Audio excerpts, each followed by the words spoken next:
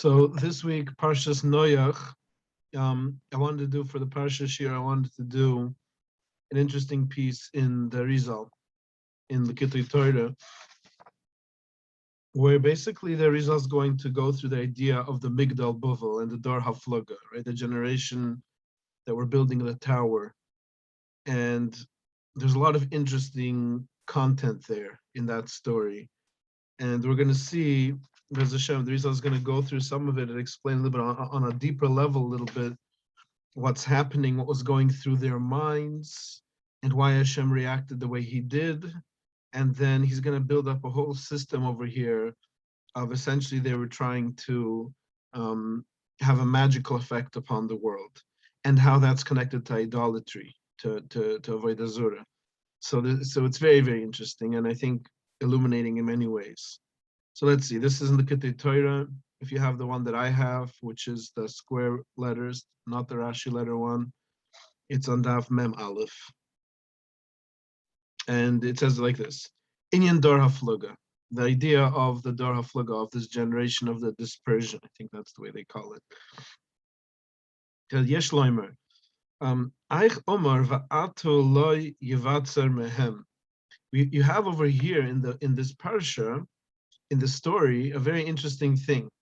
You have here that Hashem feels the need to stop them from building the tower.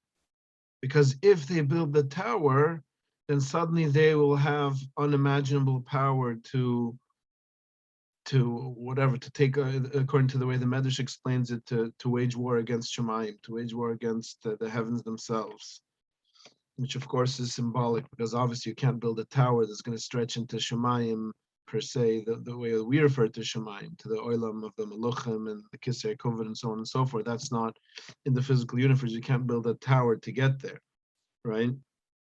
But we're going to get to what the tower symbolizes. But for now, just that, he just starts with this question: why is Hashem so concerned? Oh, we have to stop them before they're able to do this. He says, even though a person has free will, can't Hashem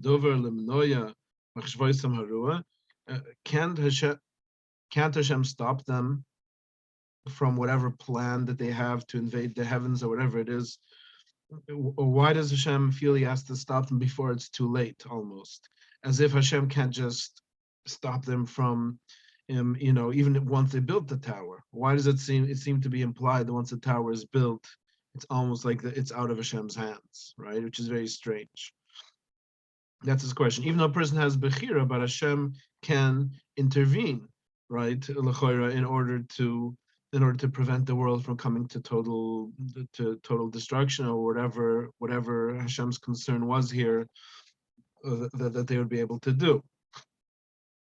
Right. So this, of course, gets into the whole question, not necessarily of Bechira and Yediyah, of the age-old question of what does free will really mean, but even just on a simple level, assuming we have free will and our free will is the way that we usually understand it, but still, right, Hashem has the option of intervening, right? And here we see that he did intervene, and in the sense that he stopped them from building the tower in the middle. This gets into the whole question of why sometimes he does intervene, and why sometimes it seems he doesn't intervene and he lets a person's evil play out, right? In the sense that, a lot of the Eden in the Holocaust were expecting miracles, and many did have miracles, right? But then there were all those that perished, and the Nazis got as far as they did, right? Ultimately, at the end, they got what they deserved, and they were stopped and humiliated, and so on and so forth. But so that gets back to this question of Hashem's intervention. When does Hashem intervene, and when doesn't he intervene, and why, right? And of course, this gets into the idea that we've mentioned many times, that there really is a world plan, right? And that world plan is sort of beyond everything. It's the Ein Sof unfolding. So everything that exists in the world and everything that happens in the world is the Ein Sof unfolding. And so sometimes part of the Ein Sof's unfolding is in a way that we look at as Ra, or as evil, right? On the level of Za, of Zer Anpin, who's the through that parts of is how Hashem gave the Torah. The Torah gives us a very clear um, delineation of what's right and what's wrong, and what's permitted and what's forbidden, and so on and so forth. So while we can say that it's the roots in kiviyuchel on that level of zah, it's the roots in that murder should not happen. Zah forbids kiviyuchel, the Torah that we have forbids murder, right?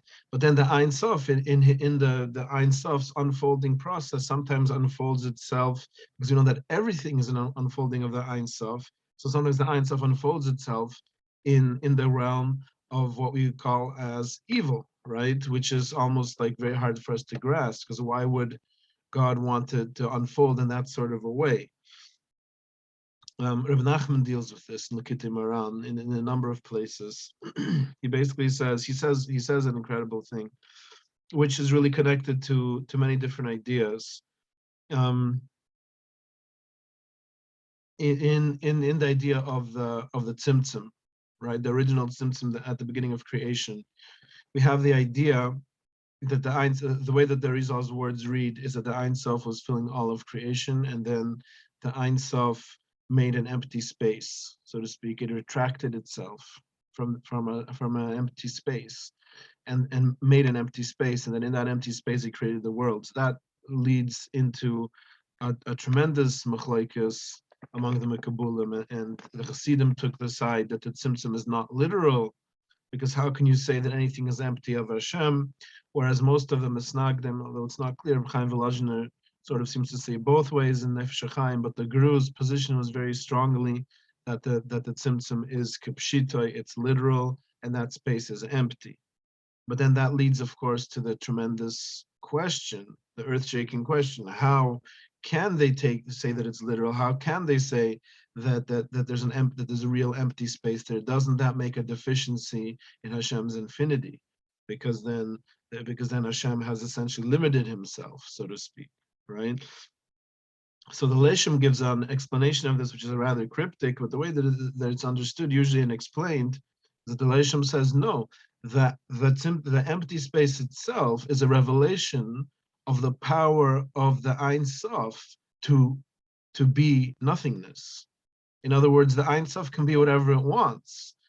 When the Ein Sof is feeling all of existence, and there's no such concept as nothingness, the Ein Sof made part of itself nothingness, right? But that is an attribute of the Ein Sof itself. Then the way that Rabbi Nachman explains it, and I'm going to get exactly to how he says it, but Rabbi Nachman explains it that it's not just that that's one of the powers of the Ein Sof to be nothingness, but Adarabah, that is the Ein Sof's greatest accomplishment, so to speak, kiviyuchel, if you can speak in such terms, is to make itself the opposite of its nature, to make itself nothingness, or to make itself, or a part of itself, finite, right? In other words, to just use an analogy, if you have a person that's a genius, and you know, and he gets on all his tests, he gets A pluses on all of his tests. So for him, it's not such a great accomplishment that he gets an A plus on a test. Let's say he's very bad at sports, right? But so then if he wins a sports game, that for him is a much greater accomplishment than all those A plus on the test, because it goes against his nature. That's where the true accomplishment lies, right? So that same kind of, and then the opposite would be true also. It's the really athletic guy who's great at sports, but he gets F's on all his tests, right? So then when he gets an A plus on a test, that accomplishment is so much more because it goes against his very nature. So Kivyuchel, for the Ein Sof to make itself finite, is its greatest accomplishment. So therefore, if Nachman takes this a step further, and this is in Tinyuna, the second part of L'Kitei Moharan, and it's in Torah Zion, in Tinyuna. Rav Nachman says over there that Basuram Amuris Nivro Island, the world was created with 10 utterances, right? The Vayomer Elokim is in the first parak of Brashis. The first, there's really only 9, right? So the Chazal tells us the Brashis Bor Elokim, that the Brashis also is considered an utterance, but it's not expressed as an utterance. It's not expressed as Vayomer Elokim like the other 9 are. The Mekabulim explained to us, the Rizal says, that's because the first utterance is Keser, and Keser is something that's so high it can't even be conveyed as an utterance because it's so high, right? So it's like concealed, almost. It's a concealed utterance. And Rabbi Nachman says, and these are his words, I'm not making this up, he says the filthy places, the mukoyos hametinufim, we can imagine what that means, brothels and whatever, the bute avoid the zur, and the houses of idol worship, they derive their energy from that first utterance from Keser itself, because the greatest koyach of Hashem, Kiviyuchel, is that he can conceal himself so much, he can make himself so the opposite of his nature, that it can cause the existence of things which appear antithetical to his nature, right?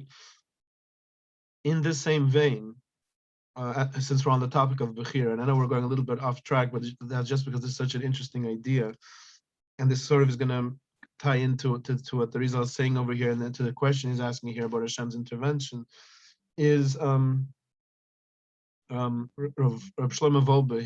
He has a very, very interesting approach to Bechira, to free will. Basically, he takes a very deterministic approach, and he was a tremendous Baal Machshava, and he's very respected in all Klal Yisrael, especially in the literature world, but all Klal Yisrael. He says like this. He says that a person has very rarely the opportunity to use Bechira, because he says that a person has his nature with which he was born, and not only just does he have his nature, but then he has his upbringing, the positive parts of it and the negative parts of it, right? The traumas and the good chinuch, the good education he received, and all these different things that build the person up to who he is. And he says that more or less people always do things very, very predictably. They almost never use their bechira. It's almost never a choice. Even when a person thinks he's going to make a choice, it's not really a choice, because it's all determined based on his structure and his makeup, right? So the example for this is right. Yeah, so someone just said in the chat, so the nothingness or the emptiness is Hashem present in that form. Exactly, right? That's the depth of it, right? But this is similar to like the story from the Kizri, right? The Kizri's famous story. I mean, it's a cipher, right? That the king of the Khazars was a king that eventually converted to Judaism. He and his entire nation, and they existed for a few hundred years until they were taken over by, I think, by Turkey or whatever it was. But what made him decide to convert to Yiddishkeit was his discussions with the rabbi, and and so the story goes like this: that the rabbi wanted to show him that he can read his mind, so to speak. So the rabbi said, "I'm going to ask you a question. Write down your answer on a piece of paper, and I'll write down what I think your answer is going to be." The question that the rabbi asked him was, if you had the option of going through a little door or a big gate, which one would you go through? So the king writes down his answer on a piece of paper, and the answer on the piece of paper was, I would break a new hole in the wall and go through that hole. The rabbi shows him his paper. It says exactly the same thing. The rabbi says, how did I know? Because this is what you would. This is what you were thinking. You were thinking, of course, I would go through the big gate because I'm a king. But the rabbi is going to know that. So I'm going to say I'm going to go through the small door. No, but the rabbi would also know that I would think that he would think I would go through the big gate, so therefore I would go through the small door. Therefore, I'm going to come up with a whole third idea and break a new hole in the wall. And the rabbi knew that too, right? So in a certain sense, a person is extremely predictable. And so Rav Wolbe says that really Bechira, he says, first of all, that tzaddik, that you could have someone who's a perfect tzaddik, but who's never used Bechira, because he has a nature that perhaps, right? He has a nature that's very easygoing and very receptive, and he receives what he hears, and when he hears something's right, so he knows that that's right, and when he hears that something's wrong, he knows it's wrong, he doesn't do it, and he goes through his entire life without Bechira. That's not necessarily a bad thing. Doesn't mean he's not going to get schar for being righteous, but that righteousness to him wasn't the challenge. Right? He says that the Nikida of Bechira comes when you break your nature, when you defy your very self. And so he says so this is really, I know that one of the people here in the shir tonight asked me once a question about why is it that there's this idea that if someone has a nisayon in Shmiras Habris and has a challenge and he holds himself back, then he can ask Hashem for anything, and he has like it's like almost like a ticket straight to Shemayim. He has a straight line, right?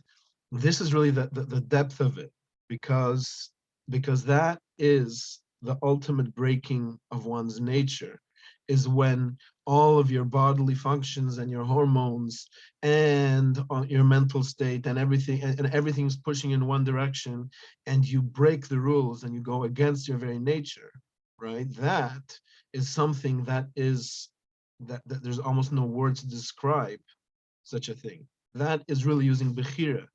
And using Bechira, of course, makes a person like Hashem, because Hashem is the Baal Bechira, the essential one that decides, right? So then that person becomes like Hashem. His Tzem Elokim is increased a million times when he's able to do that. But it's just all part of the same idea that that Kavyuchal Hashem also breaks his nature, so to speak, sometimes, and conceals himself, even in manifestations that look like evil. But again, it's also only evil from the perspective of where we're holding right now. At the end of time, we're going to see how the reason why the Ein Sof unfolded into these places, and why these places, these Mekoymes Tenufim and Koiches Atima and Avodah Zarah and Klippas, why all those were necessary and why they were part of the plan. At this point, it's hard for us to see. Sometimes we do see why certain Klippas part of the plan, but a lot of times we're just left with like, why did 6 million Yidden have to die, right? There isn't a satisfactory answer. We can say Gilgilim and Tikinim and they needed a tick, so on and so. We can say that, but it's all just us talking, and it's not going to satisfy someone that suffered through it, right? It's only in the end that we're really going to see how everything ties together and how all of it was part of the plan. But at least it appears as Ra, it appears as evil. But anyway, so over here, for example, why didn't Hashem stop? Why did Hashem feel that if they built the tower, then as if, so to speak, as if they wouldn't have been able to be stopped? So he says like this: the inyan is like this. These people that were building the tower were tremendous sorcerers. They knew the names of Hashem, the different magical, mystical names of Hashem. And they were using them to produce miraculous events. And they knew about every malach that exists and the madraiga, the level of that malach. And they knew how to force one malach to do something by appealing to the malach above him. Because this is the whole idea of binding malachim by oath and using holy names to manipulate reality. That a person who engages in this needs to know exactly what he's doing to do it properly. To subdue, so to speak, a lower malach in the name of the malach that's above him and that rules over him. In a sense, the lower malach isn't going to want to listen to what you have to say, but if you bind him by oath in the name of his master, the malach that's above him, then that malach will be stuck and will have to do what the person wants him to do. Is hamashpia v'amoshel ulav. If you bind him in the name of the malach that's above him and that rules over him. And if a person changes anything or does anything wrong in this process, then it won't work. It has to be, in other words, this is an exact science. Just like, the person that's making, I don't know, just an example, right? If the person that's making a medicine, right, needs to have the exact ingredients and the exact amounts. He's making like a Tylenol or something, whatever, right? If he gets the amounts wrong, then not only might the medicine not work, or he might kill people with it. It might be dangerous. It's a very precise science. So to this science, the science of magic is also precise science. And they knew all of this. And really, what he's doing is, we're going to see as we get through the piece, but what he's doing here is he's sort of explaining that the reason why, if they would have built the tower, which we're going to see soon, that this tower symbolized their combined magical force. It's almost like like a lightning rod to collect and gather magical energy, so that they would be able to use to manipulate in such a way that the heavens would be bound to them, so to speak, and forced to do what they want. And so Hashem didn't want them to finish building the tower. Hashem can do whatever he wants. So even if they finish building the tower, Hashem could just say, it's my will that this should stop working and it shouldn't work. But it's not what Hashem does usually, right? Hashem, it's very not lechatchila to have to change nature. Miracles happen sometimes. I mean, open miracles. I'm saying miracles in the standard definition of, like, the things, supernatural things where nature, is defied. We saw those in Mitzrayim. But all the Sfurim say that the reason why in Mitzrayim Hashem showed open miracles and nature changed its course was only because Hashem wanted to show that he loves Klal Yisrael so much that he's willing to do this for them. Because usually Hashem doesn't like to do that, kiviyuchel, because he manifested a system that works with certain rules, and he doesn't like to change the rules of the system, right? So because of that, Hashem would rather stop them from building the tower than having to change the rules, that this tower, this lightning rod of magical energy, wouldn't work, right? That's basically the idea. But he says, "V'zeh shekus of Parshas Brayshis," and this is what we had last week in the Parshas Brayshis by Enosh, where it says, "Oz hichol," then they began. That's a simple translation. It's from Lushan like Tchila, to call out in the name of Hashem. But the Chazal tell us hichol comes from Lushan of Chol, that they defiled the name of Hashem.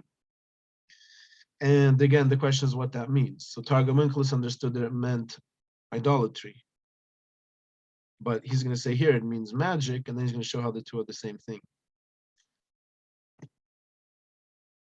Right, so someone said that the nature didn't change itself with Egypt. It was prearranged agreements with aspects of nature, right, to change at that time, like we have with the Yamsif and so on and so forth, that it was right. Right, but still, the way it's described is it's described as Chazal use the expression of shadid maruchas. He shook the what's it called, the structure of the natural order, and so on and so forth. Yes, I mean, it's true that it was all prearranged with nature at the beginning, that it should then behave in that way, but it's still that the nature sort of is then behaving in a way that's different than its usual pre-programmed course, right? So I guess that's probably what it means. But anyway, so by Enosh it says Az Hicha, then they started to defile the name of Hashem. And what does that mean? He says, Ki b'may Enosh Hicho Likroi B'Shem Hashem. That the Pusik says that at that time they were Hichol, which again depends how you translate it, to call the name of Hashem. He explains what it means is he explains it means that they knew how to manipulate the names of Hashem to bring down Shefa to themselves in the way that they wanted. So in other words, they were experts at magical arts. The Zohar Kodesh goes into this in more detail. How do they find out, right? So the Zohar Kodesh says that these two Maluchim that came down, the Nephilim, Izzah and Azul, these two Maluchim that came down and took human forms, they gave away these secrets to mankind. Not that none of these secrets were given to them before, because we have that the Malach Herzil gave over a lot of mystical secrets to Udam Arishan and so on and so forth, but a lot of the magical arts, so to speak, came from these Meluchim. But anyway, but in the days of Enosh, they learned how to manipulate the names of Hashem and use them to bring down certain energies they wanted to.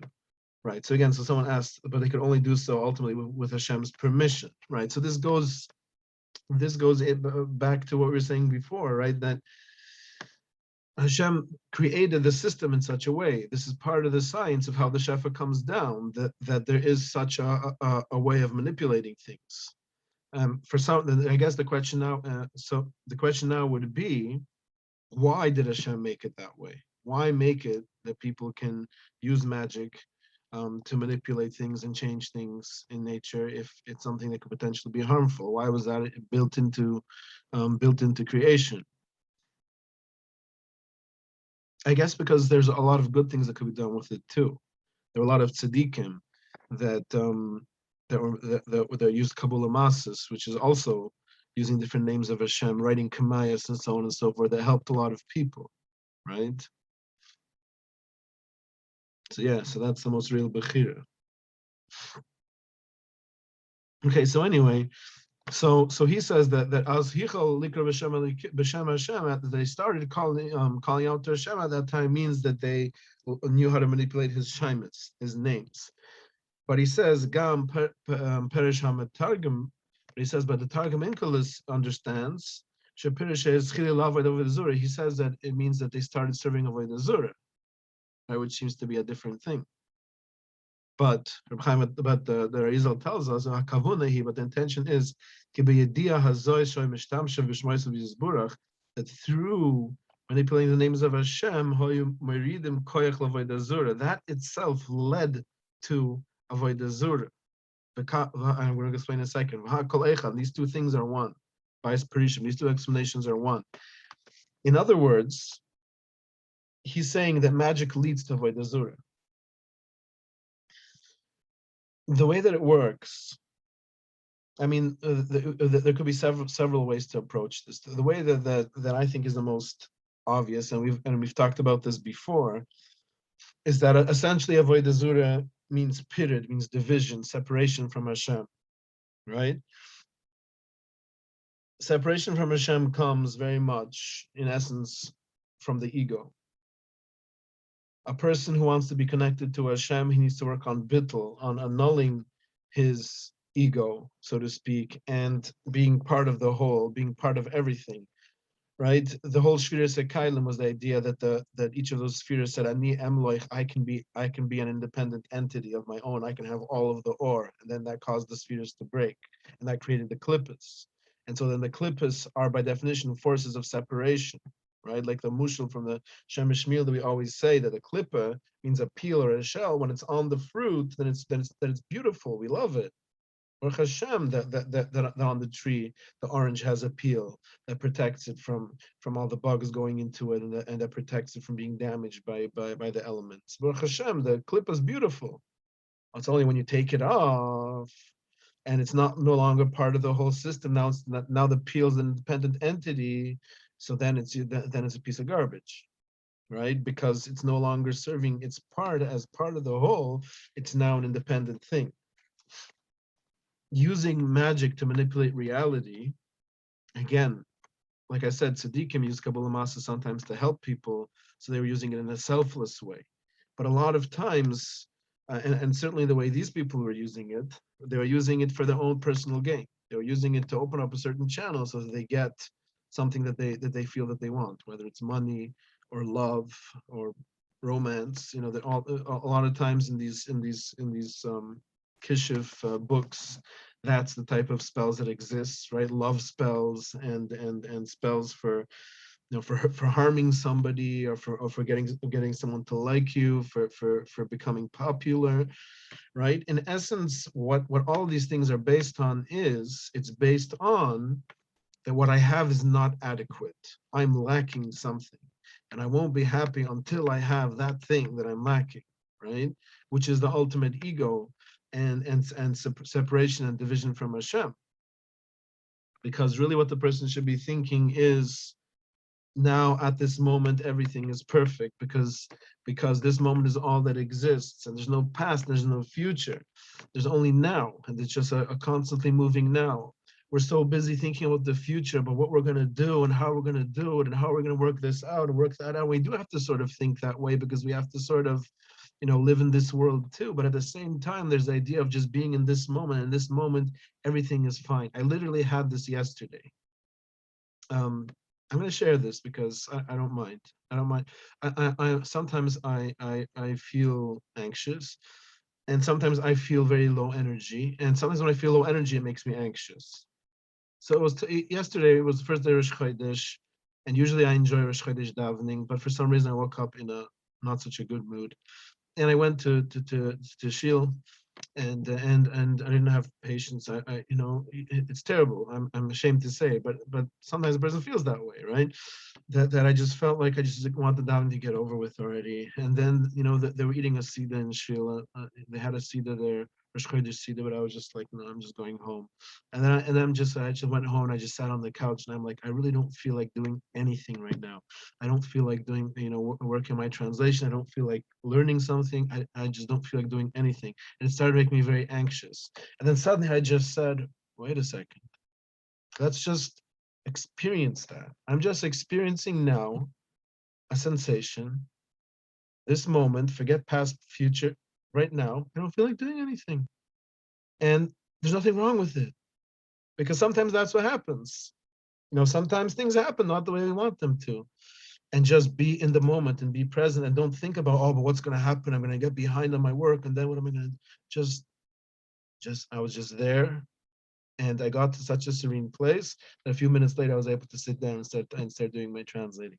It was almost miraculous, right? The way that sometimes just getting into the now and just and not being concerned about all these illusory things that make us worried or stressed or concerned, right? So instead of worrying about, oh, I don't have that person that I'm attracted to is not attracted to me, so I'm going to do magic now to make her attracted to me, or oh, I don't have money, so now I'm going to go and do some kind of a magical spell to force a malach to send me down shefa parnasa.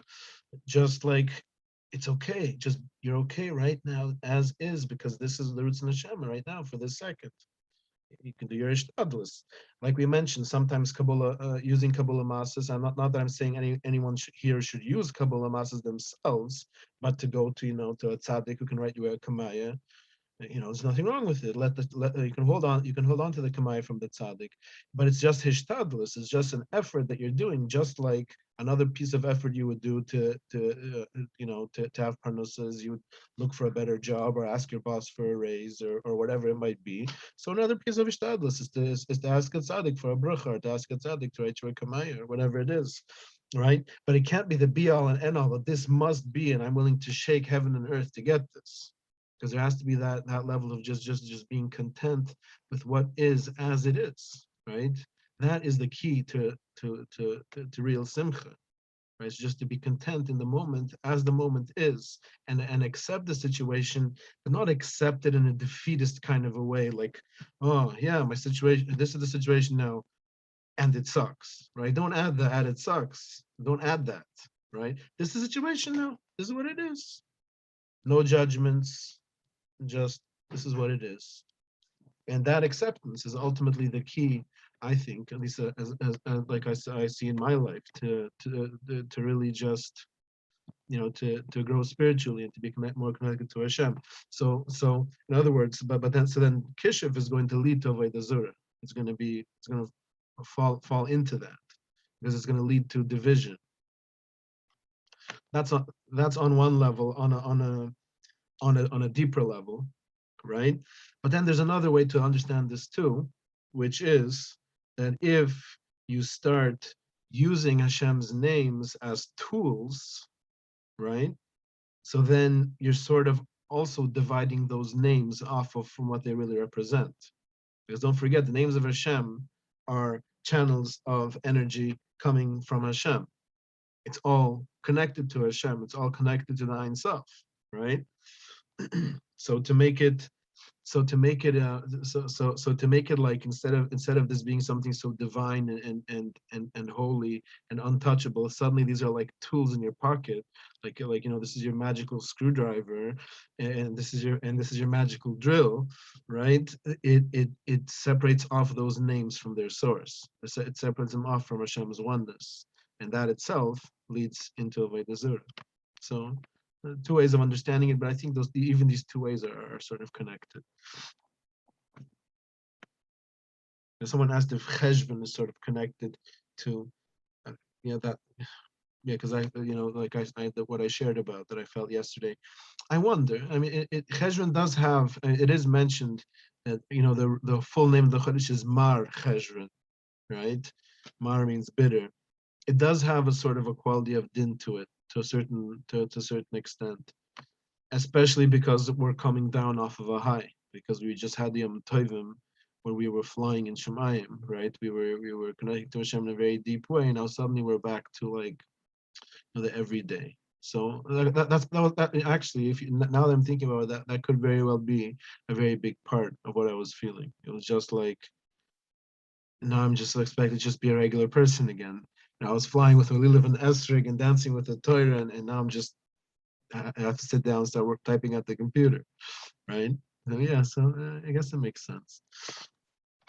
But anyway, so let's get back to this idea over here. So he says, so in essence, he says the two explanations are the same because using manipulating Hashem's names in this way leads to avodah zura.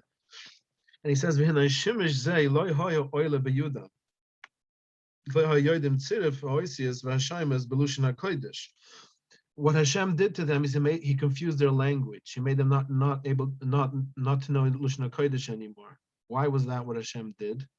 Because these shaimis and these manipulations of these oisius and these shaimis and the names of the maluchim only works in Aleph Bais, only works in Lushan HaKodesh. So in order to take away their magical power, so to speak, Hashem made them forget Lushan HaKodesh. Right? Interesting.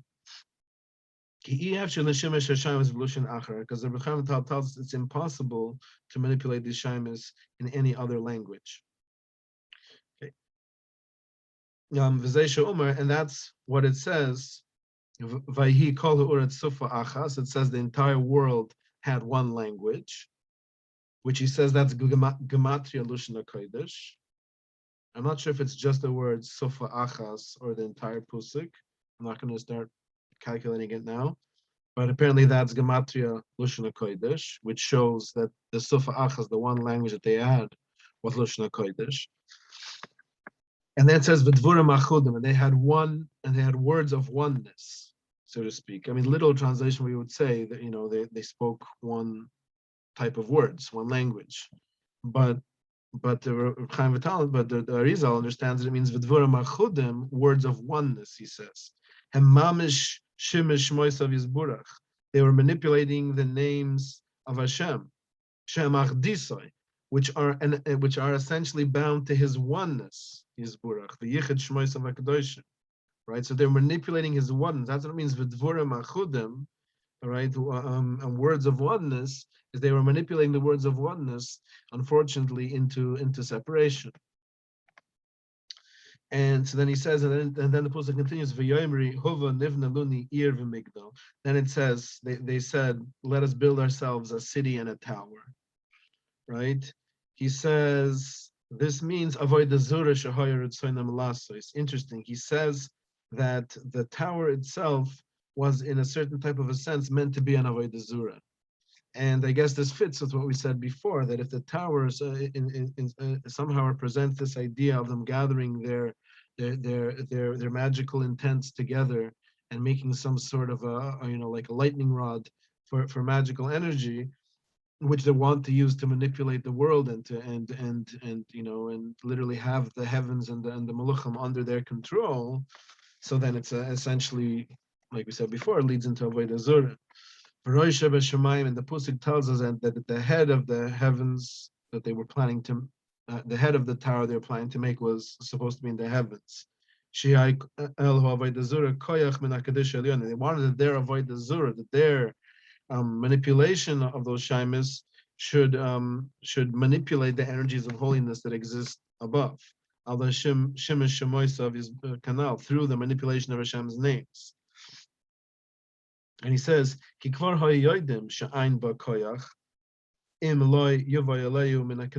they knew that all of this koyach comes from the Kedusha.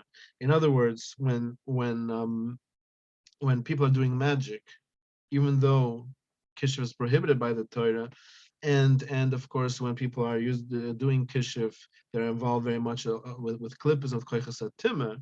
Right? A lot of times what they're summoning are not maluchim, what they're summoning are klippas or shaidim and so demons and so on and so forth, right? But ultimately they know that all of these koychas need to come from Shemayim. In other words, no klippa has a koyach of its own. The klippas need to leech their koyach off of the kedusha, as we know, as we saw plenty of times in the Rizal, right? So the idea is that it comes from the condition. That's why they had to make that the tower should reach up into the heavens to symbolize the fact that they need the heavens, so to speak, to give them that power. The kavanusa and their kavuna was hoya sheyashpia alayhim toiva behechrich. What they wanted to do is they wanted to force Hashem kaviyuchol, or force the heavenly structure through which the Ein Sof sends down the Shefa. They wanted to force it to send them down Shefa,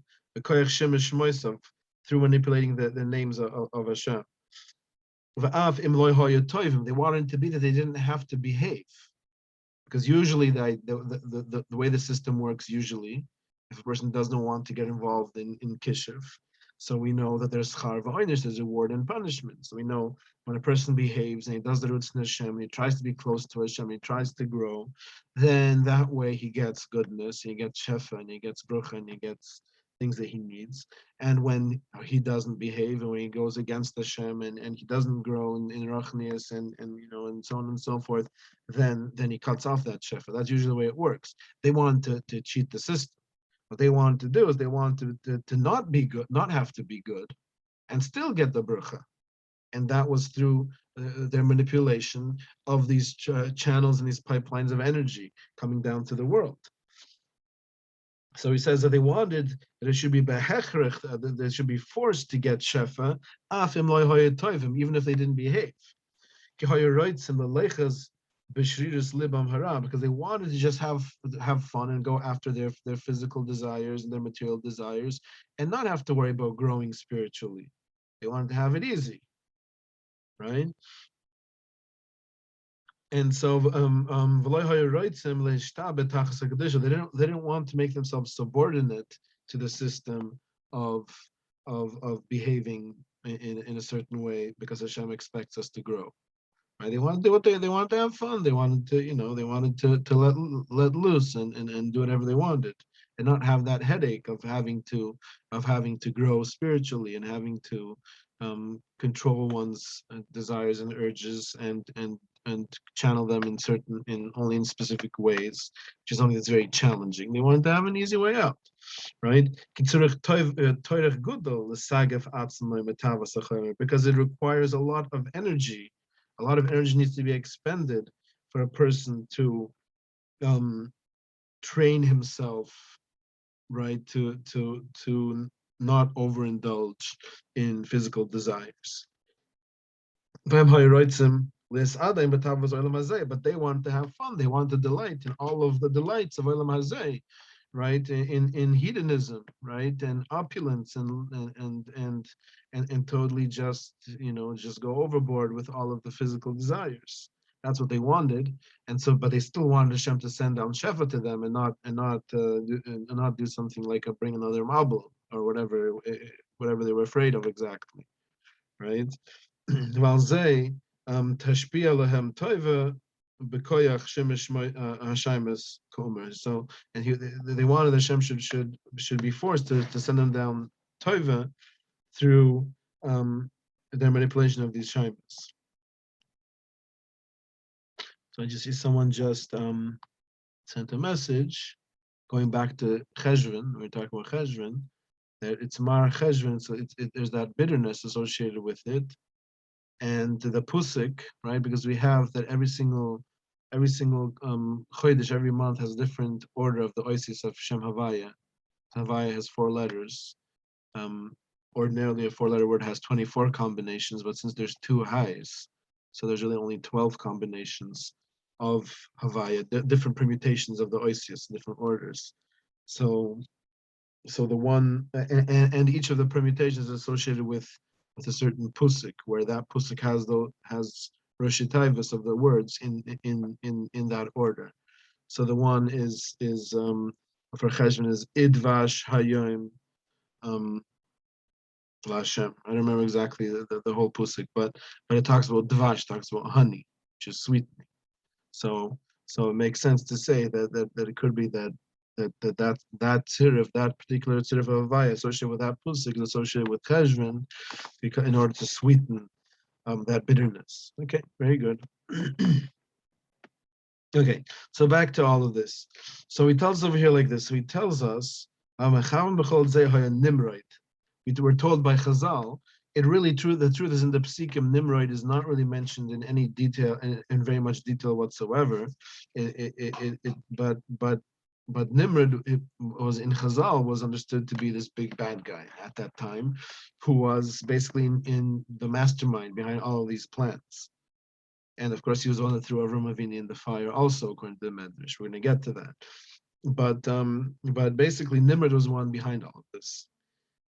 Kihi Roish Bedor Hafloga, because he was the head, so to speak, of that generation, of the builders of the tower. By Chocham Gudel Bekoyach Shemesh Hazois. And he was a great Chocham. He was very wise in this Chochma of manipulating Hashem's names.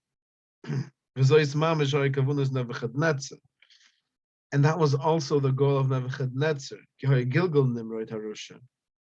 Because Nebuchadnezzar was a Gilgal, a reincarnation of Nimrod. Nimrod was, of course, the one that founded Bavel originally. According to the Torah tells us that Bavel was one of the cities or nations that he founded, Nimrod. And Nebuchadnezzar, of course, was one of the greatest kings of Bavel, the one that almost took over the world, right? So, well, the known world, right? So Nebuchadnezzar was a Gilgal of Nimrod. And he tells us that Nebuchadnezzar constructed a huge statue, right? And he constructed a statue and he wanted to force everyone to bow down to it and only to worship the statue. The story goes that Daniel didn't want to worship the statue, and so they ratted on him to Nebuchadnezzar. Am I getting confused? No, that was already with Dariush. That was a later story with Daniel, with a different king.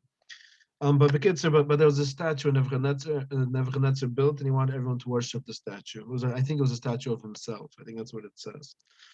But be that as it may, the point is that Nebuchadnezzar is creating this statue is going to be parallel to Nimrod's ordering the building of this tower. He says, it was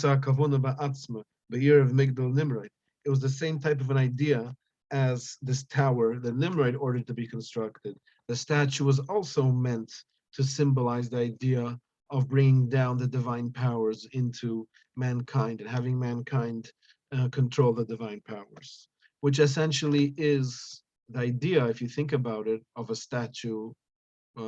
Let's take like an idol, right? What's the idea of an idol? It's not, l'chayra, most or certainly the deeper and more deeper thinkers among the idol worshippers didn't believe that the statue itself was actually the god, right? This was more a primitive notion that the more simpler minded folk had, so to speak.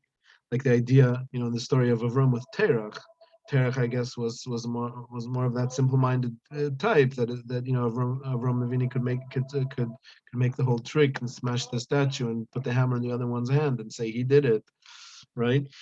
But on a deeper level, what the idol actually represents is it represents the bringing down of a spiritual force of a god, which they considered a god, which was, according to the Zohar, it represents a certain koyach in the klippe, but it's a spiritual energy that is now going to be brought down into a form that's a human form, right? That symbolizes the idea of bridging that gap between the spiritual world and between us physical human beings here in this world, right? It's almost like that intermediary between the two.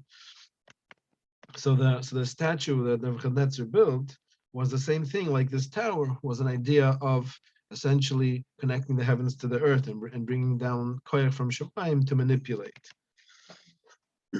And he says, Nebuchadnezzar also created this tzelem. Also, he created this statue also with holy names. Interestingly enough, because the Rizal tells us here. I'm not sure if this comes from a medrash, but it says, shel Kohen Gudel. He took the tzitz, the thing that the Kohen Gudel wore on the band that the Kohen Gudel wore on his forehead that had the Shem Havaya on it, right? He took that And Sorry, Rabbi, I just want to ask, do you think it's possible the pyramids were built using Hashem's names? um, I've seen such a thing. I don't remember where I saw it, but I've seen such a thing that the Egyptians also And used. also, like back in Pharaoh's time, like when the Exodus, were the pyramids already established then? Does the Torah talk about the pyramids? The Torah doesn't talk explicitly about the pyramids, but I think the pyramids were standing at that time. We have to check because I'm not so good at Egyptian history, but I think the pyramids were from before that. I think. Okay. But yeah. Okay. Someone asked a question, but I want to just finish the piece because we're running out of time, and maybe I'll answer you later. Or I'll send you an email or something. Um, but what do you call it? So Bekitzer, so it says I'm going to start summarizing now because we're getting close to the end. And but so the story goes that Nebuchadnezzar took this tzitz of the Kohen Gudel that had the Shem Havaya on it, and he put it inside the mouth of this huge statue that he had. And what happened was this statue now started calling out, "Anoichi Hashem Elokecha, I am Hashem your God," right? Like the beginning of the Seres Dibros, of the Ten Commandments. And the result tells us that it was saying the emes because it was the tzitz that has a Shem Havaya on it. From that was emanating the Anochi Hashem Lekeichu. But the people thought that the statue is speaking and that the statue is God. And so people started bowing down to the statue. So then what did Daniel do? Daniel went up, he ordered ladders to be brought up, and he wanted to go up to the statue's mouth. When they asked him, why do you want to go up to the statue's mouth? He said, I want to kiss the statue. So he's pretending that that he wants to worship the statue. I don't know why he wants to kiss it on its mouth, but okay, whatever. But so what he did was he climbed up with the ladders and he pulled out the tzitz from the mouth of the statue. And when he did that, the whole statue collapsed. And the reason is because it wasn't even standing, it wasn't even stable.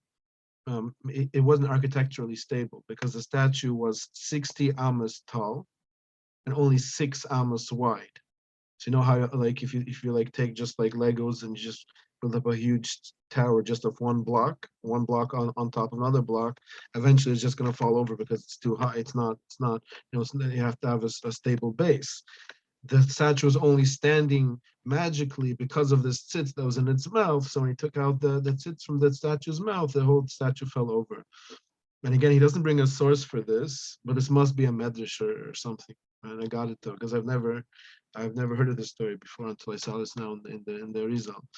But anyway, but so he says that was what's it called? That was oh, you know what's funny? Shlomi just asked me the question. It's right over here. This is where I saw it when I was looking over it before. Then the next paragraph he says that Paroi was also using Kishiv to build Pisim and Ramses, but to build those cities that the Yidden were commanded to build. So it doesn't say the pyramids explicitly, but I'm not. But these cities were supposed to sink in the quicksand, and they're being prevented from sinking by the fact that Pare knew certain names that were being used to prevent them from sinking. And then afterwards, when he wanted to make the Yidden suffer, right? So then he took away those shimas. And then when the Yidden were building it, they kept sinking to the quicksand. They had to keep rebuilding it. So that's what the result tells us over here. So anyway, so then he tells us that the Pusik tells us afterwards that Hashem came and he saw Kavyuchel, he saw this tower that the Bnai Udam were building, that the children of Udam were building. And he asks, what do you mean children of Udam? They're children of Noach, right? They're all descendants of Noach, where he called them Bnai Udam.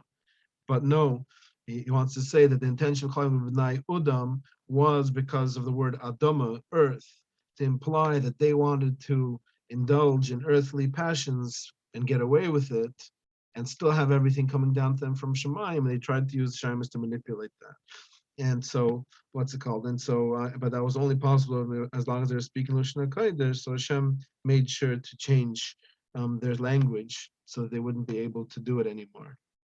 And he ends this off with a mushal, an analogy, which is interesting. He says, mushal lemelech. Like, imagine you had a king. He handed out keys to his treasure house to various ministers of his. But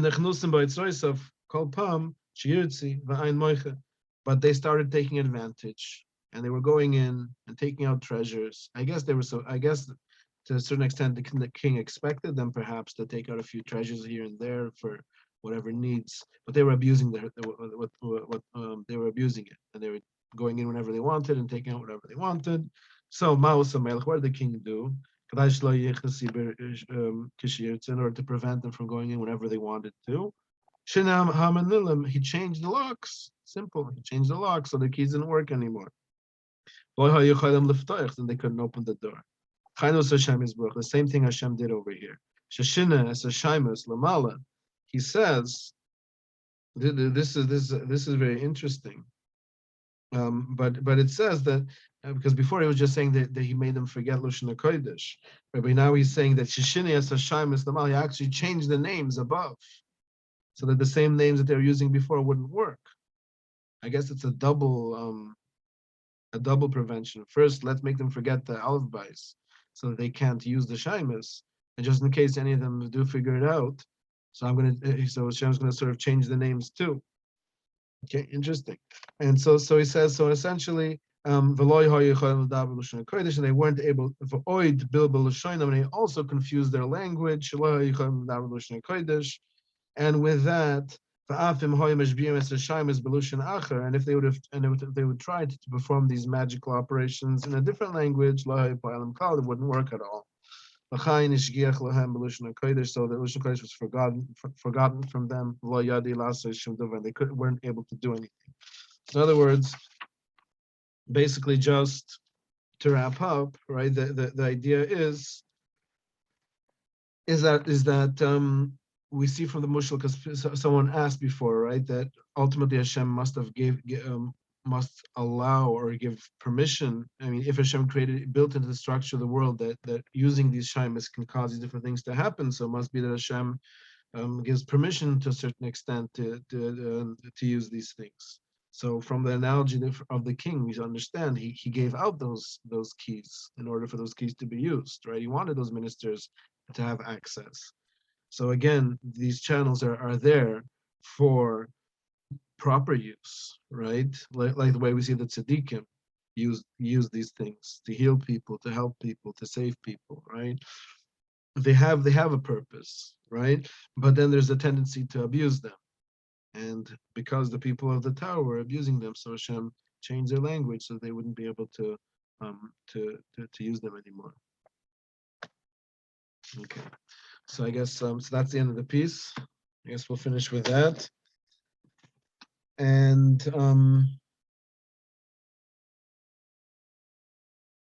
so again, I'm just going to answer this question that the person asked before. Someone asked before if going to certain places in meditation and trying to make a tikkun is a form of trying to change nature. So again, this goes into what we were saying before, right? The person is allowed to do hishtadlis. He's allowed to put in an effort in a certain direction to achieve a certain result. So just like a person's allowed to, he needs parnusa. Or let's say a person, we used that mashal before. I'll use a different one. Let's say a person's sick, chas v'shalom, right? So he's going to go to a doctor, right? He might go to a few doctors to get a few opinions. There's nothing wrong with doing that, right? Because that's part of hishtadlus. It's part of playing our role here in the physical world where we're expected to do these kinds of things. And so then the same way you cannot go to a tzaddik for a bracha, or you can do a refiah that he reads in a cipher, or you can go to a natural doctor, or there's different alternative solutions other than just going to your family doctor, right? So there's these different kinds of things.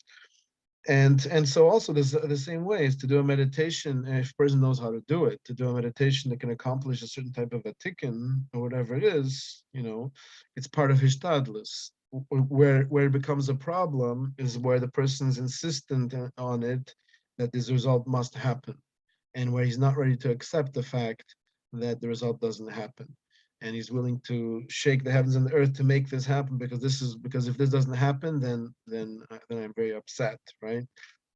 That's division, that's ego, and that sort of cuts things off. So that's where the That's where the real problem lies. All right, everyone. Yeah, it's my pleasure. Shabbat Shalom. Good Shabbos, everyone. Have wonderful Shabbos, and we'll see you, Bez Hashem, next week. Cool, tough. Do you think the third base of Migdash is going to be built this way? Didn't they say it's going to like fall from the sky? Yeah, it says all kinds of things about it. It's it says it's not going to be built by human hands. It's going to come down from above. We'll see what that means. All right, Shkoyach, thank you. Yeah. All right.